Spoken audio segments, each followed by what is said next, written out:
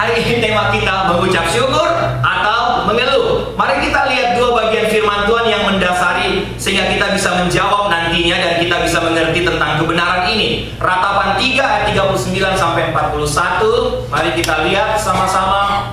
Saya akan bacakan bagian firman Tuhan ini, Bapak Ibu perhatikan. Ratapan 3, 39, 40. Demikian firman Tuhan. Mengapa orang hidup mengeluh? Biarlah setiap orang mengeluh tentang dosanya. Marilah kita menyelidiki dan memeriksa hidup kita dan berpaling kepada Tuhan. Yang kedua, Bilangan pasal 11 ayat 1. Bilangan pasal 11 ayat 1 demikian firman Tuhan. Pada suatu kali bangsa itu, bangsa Israel maksudnya, bersungut-sungut di hadapan Tuhan tentang nasib buruk mereka. Dan ketika Tuhan mendengarnya, perhatikan kebenaran firman Tuhan ini. Ketika Tuhan mendengarnya, bangkitlah murkanya. Kemudian menyalalah api Tuhan di antara mereka dan merajalela di tepi tempat perkemahan.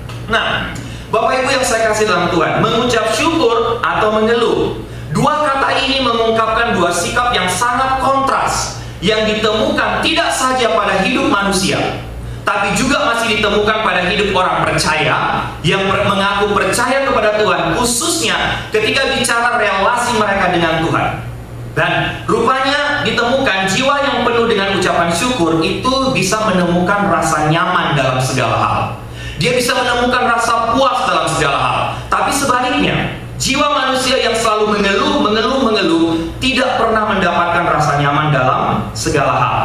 Ya Bapak Ibu, mungkin kita seringkali mendengar istilah mengeluh ini dalam berbagai macam kata, atau kita sering menggunakan atau mendengar dalam berbagai kalimat atau berbagai kata, misalnya ngomel, ngedumel, tidak pernah puas, protes, apalagi yang ngeluh, komplain, bersungut-sungut. Dalam bahasa Inggris juga ada beberapa kata grumbling, griping. Nah, dalam King James Version, Bapak Ibu, kata dasar yang dipakai adalah murmuring, ya, dan diterjemahkan dalam bahasa Indonesia itu bersungut-sungut. Berdasarkan kata dasar itu, kita dapat mendefinisikan, atau slide-nya sudah lanjut, mendefinisikan atau menjelaskan arti kata tersebut, sehingga terlepas dari kata apa yang kita pakai, terserah Bapak Ibu pernah dengar kali kata ini dalam berbagai kata, saya kata ngomel, tidak pernah puas, ngedumel, protes, grumbling, gripping, apa saja. King James Version pakai kata murmuring, sehingga apa saja yang kata Bapak Ibu tahu, tapi rupanya kata ini cirinya sama. Ya, kamu semua menjelaskan bahwa kata murmuring atau kata bersungut-sungut, mengeluh, sekali lagi tergantung Bapak Ibu pernah mendengar kata apa atau pakai kata apa. Rupanya kata ini merupakan ekspresi dari ketidakbahagiaan seseorang. Apapun istilah yang Bapak Ibu mau pakai, kata ini merupakan ekspresi dari ketidakpuasan dalam hidup. Sehingga komplain atau mengeluh merupakan ekspresi yang lahir dari dalam hati kita.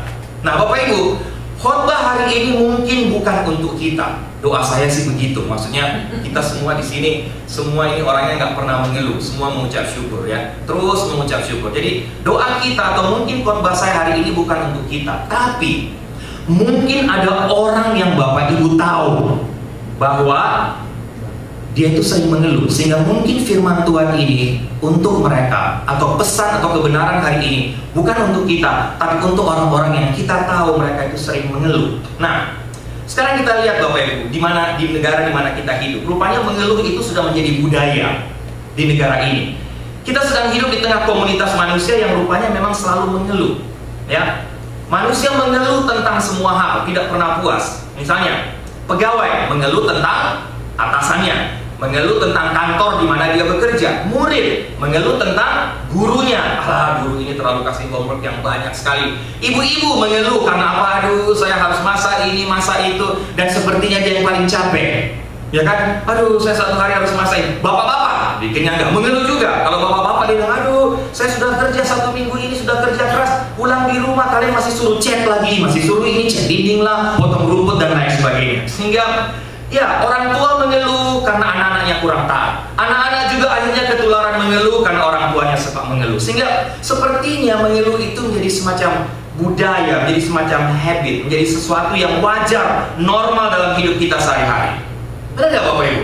Mengeluh sepertinya sudah menjadi sesuatu yang umum, karena memang ya semua orang mengeluh, orang tua, anak-anak, bapak-bapak, pegawai, murid dan lain sebagainya.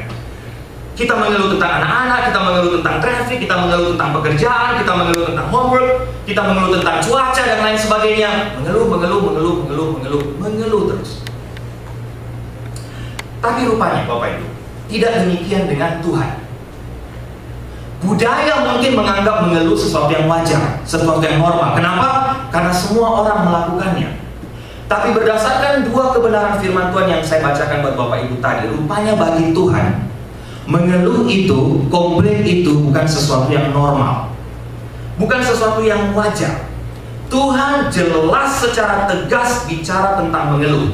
Dan dalam firman Tuhan jelas dan tegas bahwa Tuhan sangat mengecam masalah mengeluh atau bersungut-sungut. Bahkan Tuhan mengkategorikannya sebagai dosa yang sangat membahayakan. Apapun kata yang Bapak Ibu tahu, apapun bentuknya yang Bapak Ibu lakukan, yang pasti dalam ungkapan keluhan, ngomel, ngedumel, Tuhan mengecam dan mengkategorikannya sebagai dosa yang sangat berbahaya, Bapak Ibu. Dua dosa yang sangat dikecam oleh Tuhan, kalau Bapak Ibu baca Alkitab khususnya Perjanjian Lama, dan membuat Tuhan benar-benar murka, dosa apa? Ada yang tahu? Yang pertama yang buat Tuhan benar-benar murka dan harus menghanguskan bangsa Israel adalah ketika Tuhan mendapatkan mereka bersinah secara rohani melalui penyembahan berhala. Itu dosa pertama yang membuat Tuhan akhirnya murka dan menghancurkan seluruh bangsa Israel. Bapak Ibu tahu dosa yang kedua apa? Bersungut-sungut. Bilangan pasal 11 ayat 1 mencatat, Tuhan bicara dengan tegas. Karena dosa bersungut-sungut ini, Tuhan juga akhirnya murka kepada bangsa Israel. Tuhan akhirnya menghabiskan mereka, meluluh-lantakkan, menghancurkan mereka, membakar mereka dengan api yang menyala-nyala. Karena apa? Ngomel, ngedumel, protes, bersungut-sungut, gripping, murmuring, dan lain sebagainya.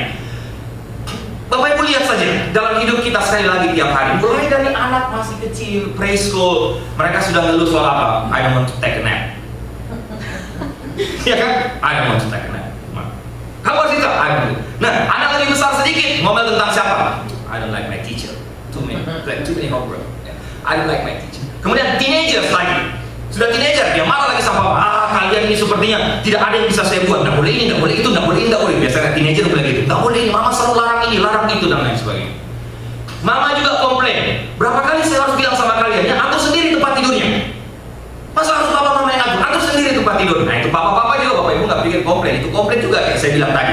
Bapak-bapak komplain, ibu-ibu komplain, anak-anak komplain, mulai dari preschool, kindergarten, SD, SMP, sampai besar, masih ngomel Bapak Ibu. Sulit sekali rasanya untuk kita ini sebagai manusia, bahkan sebagai orang percaya Tuhan hari ini. Sekarang bulan November, bulan-bulan Thanksgiving, untuk memberi sedikit ucapan syukur dalam hidup kita. Yang kita lakukan sebaliknya, penuh dengan keluhan.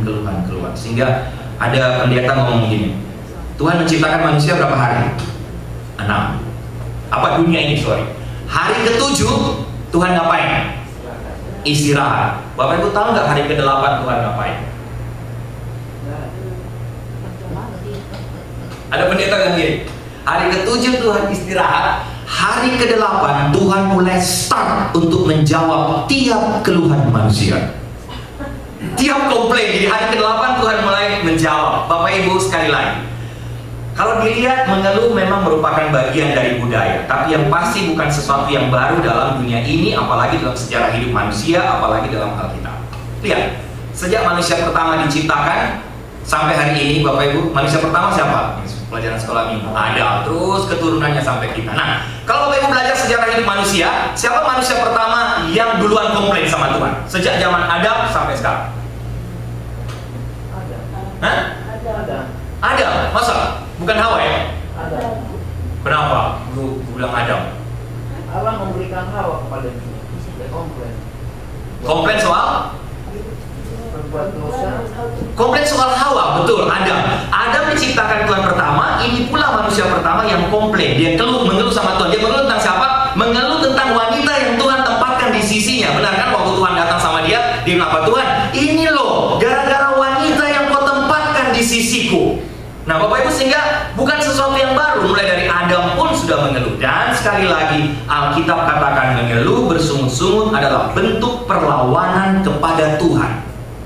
dan bentuk kekurang percayaan kita terhadap pemeliharaannya atas hidup kita. Dan sekali lagi, seluruh bentuk perlawanan dan kurang percaya kita terhadap janji dan pemeliharaannya merupakan dosa.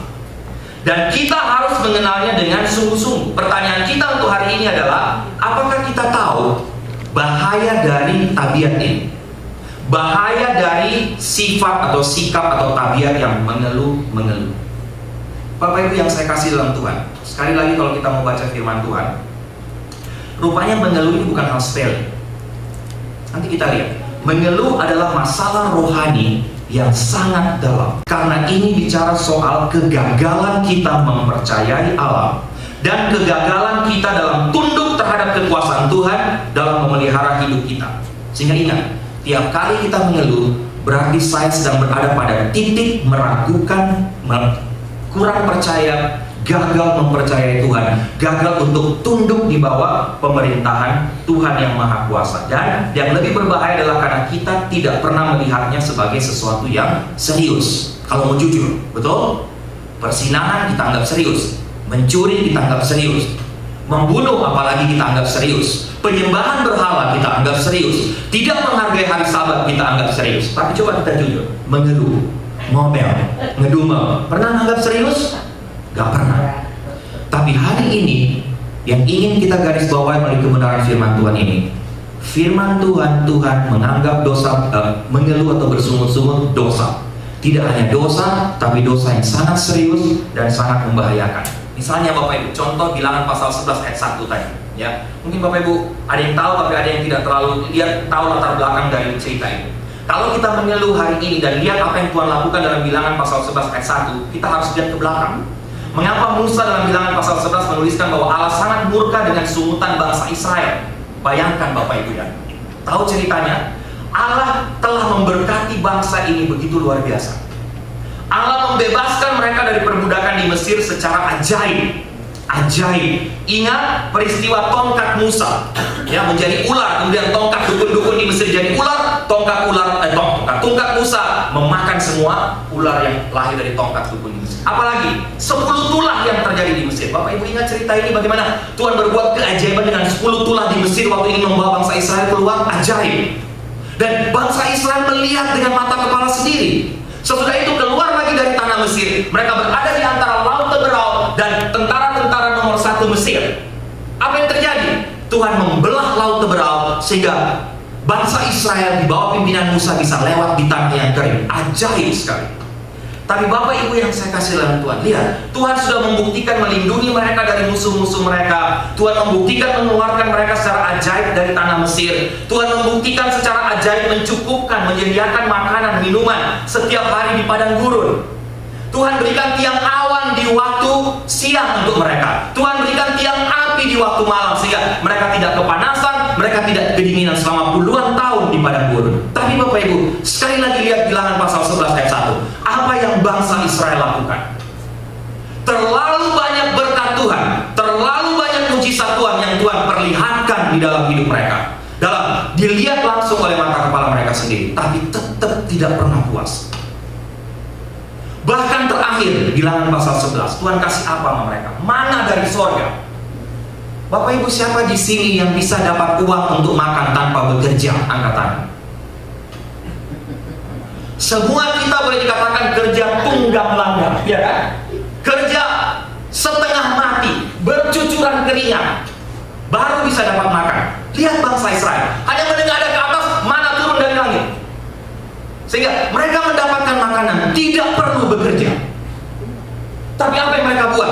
Ngeluh, ngomel sama Tuhan, protes sama Tuhan, marah sama Musa. Disinilah klimaks kemarahan Tuhan. Karena apa?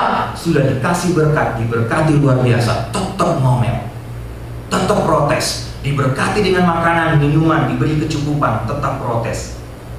Tuhan murka. Dan Tuhan berikan apa? Api yang menyala-nyala untuk menghanguskan mereka. Sehingga Bapak Ibu yang saya kasih dalam Tuhan, ada beberapa alasan mengapa mengeluh, bersungut-sungut, komplain, protes, apa saja yang ada yang lahir dalam hati kita yang paling dalam sebagai tanda ketidakpuasan kita, kekurang kepercayaan kita, kurang bahagianya kita. yang menyebabkan Tuhan itu benar-benar murka? Ada beberapa alasan saya lihat. Yang pertama, dengan mengeluh berarti kita ini menolak kedaulatan Tuhan dalam hidup kita. Kita menolak keberadaan Tuhan sebagai Allah Maha Agung, Maha Besar, Maha Kuasa, Allah Pencipta dalam hidup kita. Lihat kata-kata Firaun. Kata Firaun apa kepada bangsa Israel? Siapa itu Tuhan yang harus aku dengar dan taat kepadanya? Ya benar, Bapak Ibu baca cerita ini, Firaun katakan, siapa itu Tuhan yang kamu sembah, yang harus aku dengar, yang harus aku taat kepadanya? Kedaulatan Tuhan atas alam semesta menunjukkan kebesaran kuasanya, Bapak Ibu. Sehingga sekali lagi bayangkan, bangsa Israel yang ratusan tahun jadi budak di tanah Mesir, dibawa Allah keluar dan banyak melihat mujizat. Bahkan mereka bisa masuk ke tanah Kanaan karena Tuhan yang melindungi mereka. Saya tidak tahu apa yang terjadi dengan bangsa ini 40 tahun di padang gurun kalau Tuhan tidak memelihara menjaga mereka. Tapi hidup mereka terus saja mengeluh. Sehingga Bapak Ibu, mengeluh sekali lagi merupakan gejala persoalan rohani yang sangat dalam hidup kita. Dan sekali lagi, dengan kita mengeluh berarti kita menolak kedaulatan Tuhan. Kita menolak atau tidak mempercayai atau gagal mempercayai pemeliharaan Tuhan dalam hidup kita. Siapa Tuhan? Siapa kita? Misalnya kalau kita mau kasih contoh praktis dalam hidup kita sebagai perbandingan saja walaupun tidak bisa 100%. Coba kita lihat. Pantaskah atau layakkah jika kita sebagai bawahan memprotes pekerjaan atasan kita? Misalnya Pak Firman kan kerja di Yamaha, ya ada pergumulan, tapi tiba-tiba bos besarnya datang yang orang Jepang itu, ya kan, bos besar orang Jepang ya. Bos ini kerjanya kurang becus. Dasar ini memang Jepang kurang becus, bisa dibilang gitu. Ya kan? Kira-kira apa yang terjadi dengan Pak Firman? Pantas nggak? Layak kan? Mungkin kita bisa gitu ya, kadang-kadang kita protes sama atasan kita. Tapi misalnya atasan kita, Pak Firman kerja di atasan yang terbesar datang, layak? Ya enggak, saya mahal. Misalnya Pak Bram, bos di tempat itu kan, pas lihat gini, bos salah bos. Bos ini kurang mantap ini cara lihatnya Pak. Bisa? Pantas? Layak Bapak Ibu? Coba kita renungkan. Ya, pantaskah kita meragukan apa yang sudah ia kerjakan dan komplain karena kita menganggap dia atasan yang kurang becus bekerja, kurang pantas untuk melakukan pekerjaannya? Misalnya, pantaskah layak seorang murid misalnya, ya sudahlah kalau SMP SMA, kindergarten, ya masih kindergarten, kemudian gurunya datang di kelas ngajar terus saya bilang, Rahim, Bu, kayaknya ini ibu nggak persiapan ngajar hari ini. Kayaknya guru ibu nih masih kindergarten, wah ibu nih kayaknya kurang becus ini kerjain. Lihat, kita susah, nggak teratur, nggak organize dan lain sebagainya Bapak Ibu. Sehingga pantaskah seorang murid kindergarten memprotes hasil kerja dari gurunya, segala daya upayanya, persiapannya untuk mengajar hari itu? Pantas? Sekarang tempatkan diri kita di bawah kekuasaan Tuhan yang Maha Besar itu. Layakkah? Pantaskah? Kenapa berbahaya? Kenapa Tuhan murka? Di sini poinnya. Karena mengeluh, protes, komplain adalah tanda bahwa saya menolak kedaulatan Tuhan. Saya meragukan apa yang Dia lakukan. Saya menganggap Tuhan kurang becus mengatur hidup saya. Contoh, Bapak Ibu, sekarang lagi mengeluh atau enggak? Jangan jawab, jangan cepat-cepat jawab. Tapi kalau kita mau tahu sekarang saya mengeluh atau tidak, diam sejenak. Tadi sudah kita diam sih. Bagaimana kita biasanya berkomentar tentang cuaca? Sebelum jawab mengeluh atau tidak. Kalau terlalu dingin, ngeluh atau enggak? Ngeluh. Kalau terlalu panas, ngeluh atau enggak? Ngeluh. Kalau enggak hujan bertahun-tahun, ngeluh atau enggak? Ngeluh. Kalau hujan datang, ngeluh atau enggak? Ngeluh. Kalau ada berita mau El Nino, ngeluh atau enggak? Ngeluh. Bapak Ibu, makanya nggak usah dijawab dulu, gitu kan? Bagaimana respon kita jika cuaca terlalu dingin, terlalu panas, kalau tidak ada hujan? Kemudian kita katakan, Tuhan, Engkau tidak becus mengatur cuaca. Sehingga lihat, karena Engkau mengatur cuaca hari ini, semua planning saya jadi kacau. Bapak Ibu yang saya kasih dalam Tuhan, layak, mari kita renungkan. Ketika kita melihat dengan keterbatasan pandangan kita, maka kita akan terus dan hanya melihat apa yang mengganggu dan membuat kita kecewa yang ada di depan mata kita. Kita akan kehilangan perspektif yang lebih luas. Kita meniup seperti yang meniup jalan keluar terhadap masalah kita, dan kita lupa akan gambaran yang jauh lebih besar yang ada di depan kita, yang sedang diatur oleh Allah dalam hidup kita. Ketika kita komplain, ketika kita mengeluh, sebenarnya tanpa sadar kita menutup.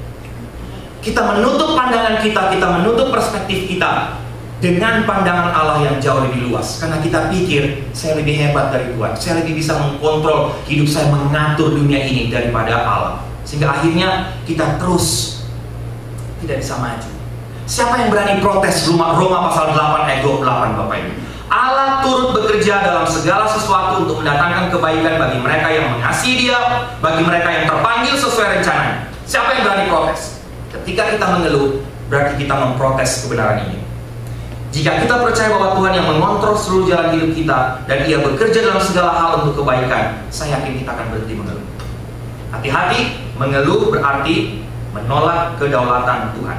Dan ingat, mengeluh adalah dosa yang sangat-sangat serius. Karena mengeluh adalah tanda dari masalah rohani yang sangat dalam. Bapak Ibu mungkin pernah dengar istilah, mudah-mudahan saya benar, goose eyes. Goose eyes, D-U-S-H-eyes. Ya, ceritanya gini.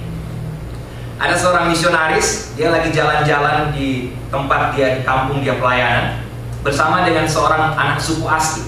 Lagi jalan berdua di jalan setapak, tiba-tiba dia dengar bunyi letusan senjata. Duh! Dia lihat, ternyata anak suku asli itu yang menembak ada ular persis di depan dia, yang kalau terlambat ditembak, dia bisa injak ular itu. Terus tiba-tiba si misionaris, loh, kenapa kok saya nggak bisa lihat? Masih dia bertanya begitu, tiba-tiba ditarik tangannya sama anak suku asli itu. Kamu lihat nggak? Di depan sana ada macan tutul. Oh, jangan gini. Iya, sekarang saya lihat, tapi tadi saya lihat itu batu dan hanya shadow, bayangan. Habis kamu bilang, baru saya lihat ada macan tutul. Dua peristiwa dalam waktu beberapa menit ini, akhirnya dia tarik itu anak suku asli ke pinggir. Terus dia bilang, kenapa saya tidak bisa lihat ular yang kamu tembak? Kamu lihat ular, saya lihat jalan setapak. Kenapa saya tidak bisa lihat ada macan tutul? Saya hanya lihat batu dan bayangan, tapi kenapa kamu bisa lihat? Nah, terus anak suku asli bilang, kamu membutuhkan yang namanya goose eyes. Saya cari-cari terjemahan bahasa Indonesia di Google, apa? Mata semak. Mata semak. Di sini ada istilah goose eyes, dan dia bilang, semakin lama kamu tinggal di hutan, kamu akan punya yang namanya goose eyes.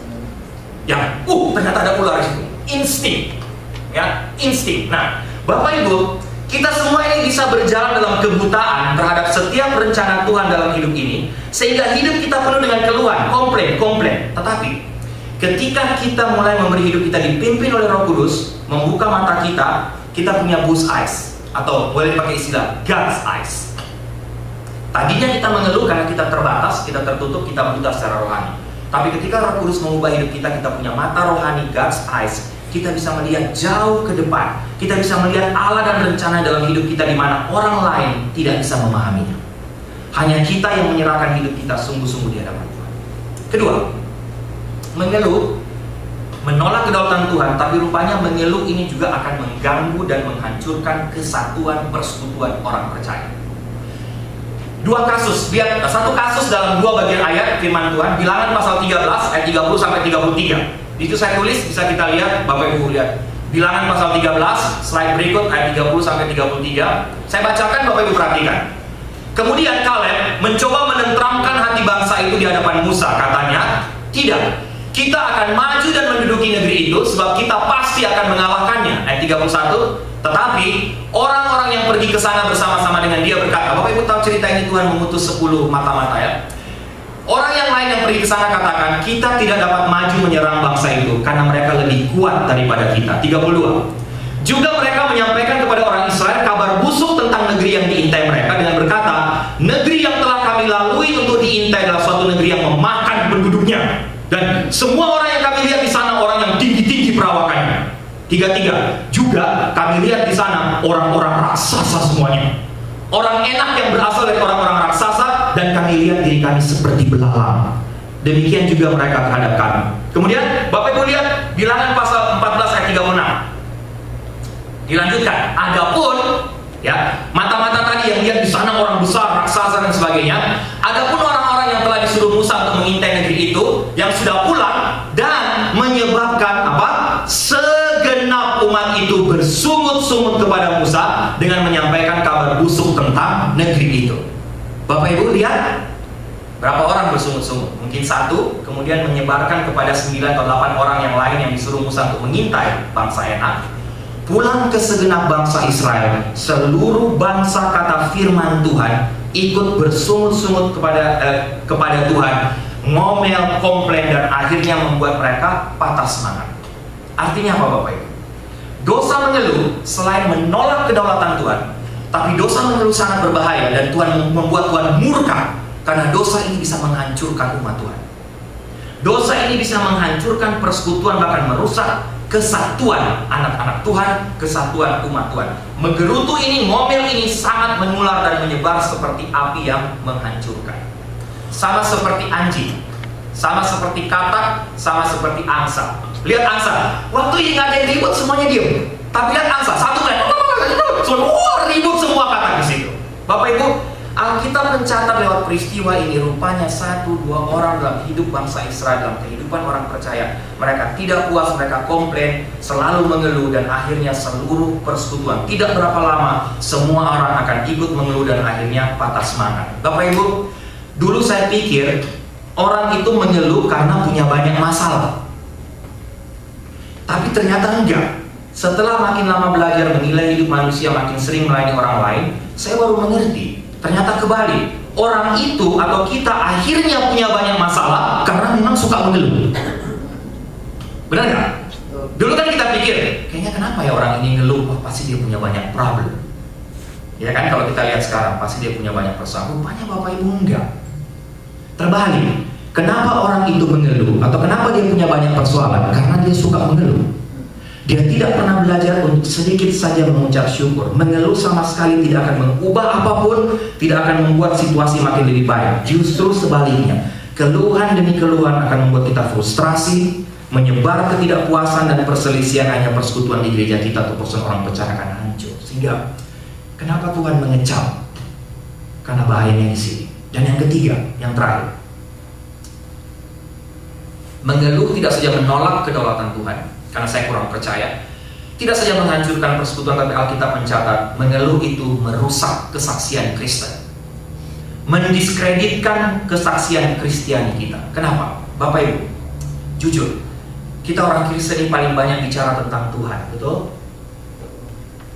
Saya orang percaya Tuhan, betapa Tuhan itu sangat mencintai saya. Wah, Tuhan itu baik, sangat baik. Bahkan ada lagu yang Tuhan itu baik, sungguh baik, sangat baik. Bayangkan.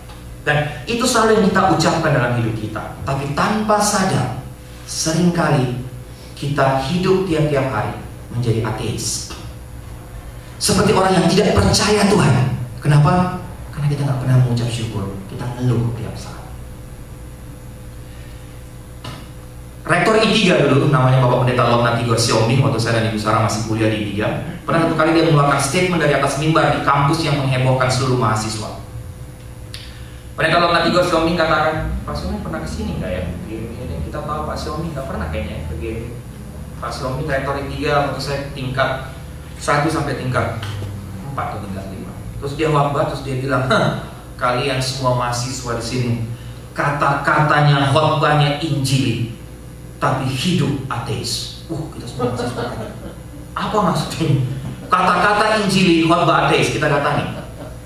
Pak, apa maksud Bapak? Kata-kata khotbah Injili, tapi hidup tingkah laku ateis. Kemudian dia bilang, lihat kalau khotbah. Wah, dasar Alkitabnya, latar belakang, bahasa asli, ya kan? Tantang orang untuk percaya Tuhan Yesus, orang menginjili.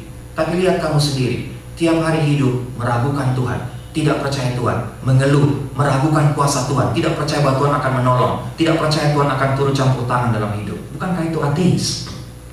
Bukankah itu tanda bahwa kita tidak percaya kepada Tuhan? Bapak Ibu lihat Filipi pasal 2 ayat 14 sampai 15. Apa yang Rasul Paulus katakan? Perhatikan ayat ini.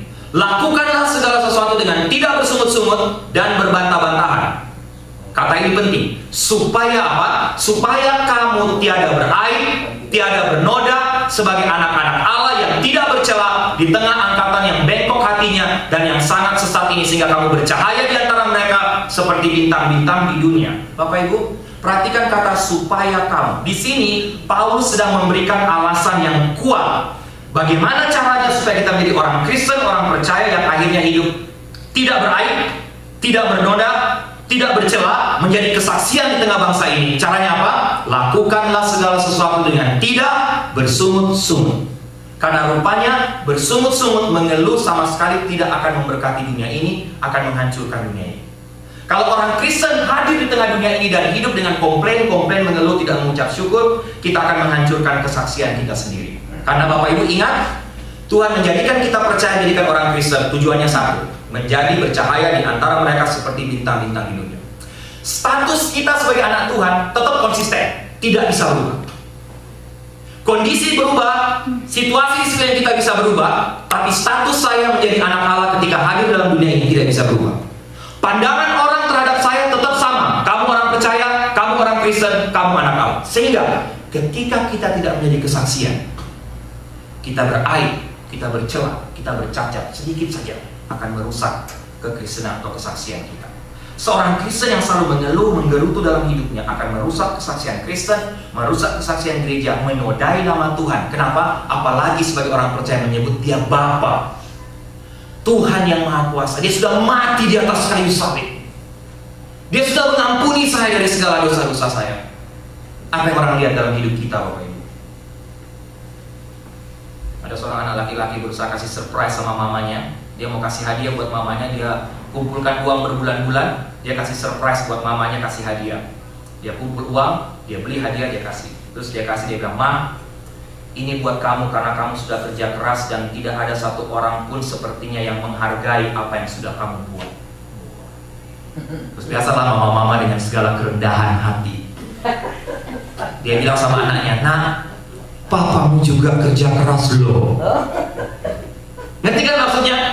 Jadi dia udah dikasih hadiah, dia berusaha bilang, "Loh, papa juga kerja keras." Terus anaknya bilang, "Saya tahu tuh, Ma, tapi persoalannya papa gak pernah komplain." Bapak Ibu tangkap, maaf ya, ini bukan maksudnya bahwa semua ibu-ibu itu komplain dan bapak-bapak nggak ada juga bapak-bapak itu. Tapi ini cerita aja.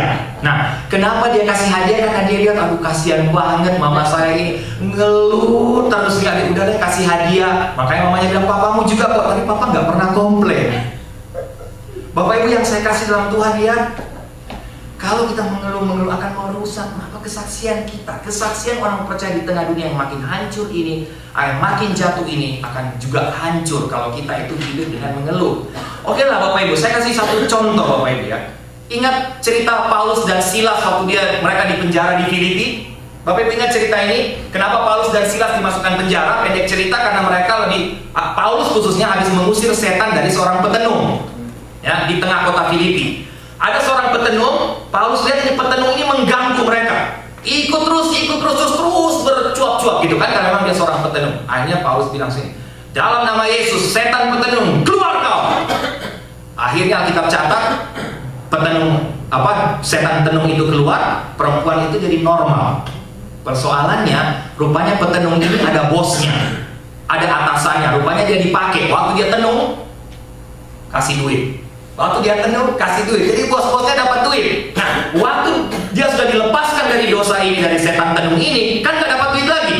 Sehingga bos-bosnya marah, bosnya lapor ke penguasa. Dan Alkitab catat, karena dianggap merusak, mengganggu komunitas di situ, Paulus dan Silas dimasukkan dalam penjara bawah tanah di Filipi. Bapak Ibu tahu ceritanya ini? Mereka memuji Tuhan di situ. Kemudian terjadilah gempa bumi yang kuat, rantai terlepas. Dan kepala penjara yang diminta untuk menjaga Paulus dan Silas bertobat, kemudian tanya sama Paulus dan Silas, "Paulus, Silas, gimana caranya supaya saya ini bisa juga mendapatkan hidup kekal, semua keluarga saya diselamatkan?" Nah Bapak Ibu, yang saya waktu baca cerita ini, sehubungan dengan topik ini yang saya pikir gitu. Misalnya, kalau kepala penjara itu selama jaga Paulus dan Silas, terus dia lihat Silas gini, "Paulus, itu gara-gara kamu kan, ngapain kamu sok kuasa? Sok nunjukin power musik, setan lain kita sekarang masuk penjara, kita susah di sini." Terus datang lagi jaga mereka, dia lihat lagi Silas, sumut-sumut lagi, komplain lagi. Bapak Ibu, pertanyaan saya, kalau kepala penjara itu tiap hari di situ lihat Paulus dan Silas, khususnya Silas komplain, pertanyaan saya, maukah kepala penjara datang sama Paulus dan Silas, bagaimana caranya ya supaya saya juga bisa terima Tuhan Yesus? Nggak mau. Gak mau kan? Pasti yang doanya berubah. Doanya kepala penjara begini, "Tuhan, jauhkanlah aku dari kedua orang yang model." Iya kan? Pasti karena kesaksian Mereka memuji Tuhan walaupun dalam penjara. Mereka tetap bernyanyi sehingga kepala penjaranya, oh, ada sesuatu yang luar biasa dari kedua orang ini. Gimana cara? Tapi kalau ngomel, pasti doanya berubah. Tuhan, lepaskanlah aku, jauhkan aku dari orang-orang model seperti ini. Bapak Ibu yang saya kasih dalam Tuhan, gak usah Paulus Silas, gak usah bicara gereja dulu atau bicara rohani dulu. Sekarang manusia, suka nggak kalau hidup sama orang yang kerjanya ngeluh? Suka nggak? Pasti kita nggak suka. Nggak ada.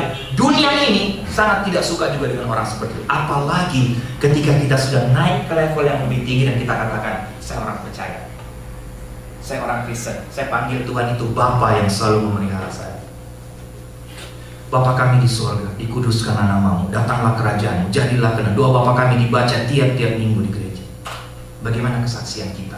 Sehingga Bapak Ibu yang saya kasih dalam Tuhan, kalau kita mengeluh hari ini, mari kita coba tanya dalam hidup kita ya. Saya ini thanksgiving atau saya ini mengeluh? Saya ini sedang mengucap syukur atau saya sedang mengeluh? Bapak Ibu bisa lihat di sekeliling kita, lihat banyak hal. Misalnya ada beberapa gambar dalam PowerPoint saya, mungkin slide berapa ya? 28 kali 28, 29, 30 slide. Coba. Nah, mereka terlambat karena mereka ini dengarkan khotbah saya. Aduh Bapak Ibu ya, saya nggak tahu pernah lihat, coba lihat. Kalau ada orang seperti itu kita lihat masih mau kerja, aduh rasanya kita ini memang benar. Kalau kita masih mengeluh kita berdosa. Kedua misalnya, lihat lagi Bu Maria, ada seorang anak dia peluk, jangan sedih deh, jangan takut, Tuhan Yesus pasti memelihara hidup kita. Bayangkan, orang hidup dalam kemiskinan, terus kalau kita yang hidup di sini, negara ini masih komplain, masih ngeluh Bapak Ibu. Inilah yang Tuhan maksud. Saya rasa bisa buat Tuhan juga marah. Ya ini anak kita di Papua, begitulah mereka tidur. Bapak Ibu lihat itu bolong-bolongnya. Karena kita belum bisa kasih mereka uang yang cukup, itulah asrama mereka. Bapak Ibu tahu Papua kan? 1, 2 hari, 3 hari dia tinggal di situ. Kalau nggak makan, Bapak Ibu kena nyamuk malaria, Bapak Ibu kena malaria. Dan kena malaria, apalagi kalau kena malaria tertiana, Bapak Ibu bisa sampai ke otak, bisa gila atau langsung mati. Bapak Ibu tahu cerita anak di Papua? Pak Agus cerita, sejak mereka masuk dalam panti itu, tiap hari keluar masuk rumah sakit karena terserang malaria. Termasuk Pak Agus sekeluarga dan anak-anaknya. Waktu tinggal di luar rumah, di luar panti, mereka tidak pernah sakit. Waktu mereka tinggal di panti, keluar masuk rumah sakit karena kena malaria. Lihat terbuka begitu, tinggal di kampung di Papua di Sentani. Mereka mengeluh. Saya bisa kirim foto-fotonya kepada Bapak Ibu. Tiap kali Pak Agus, Bu Ani kirim foto anak-anak itu. Bagaimana dengan kita di sini?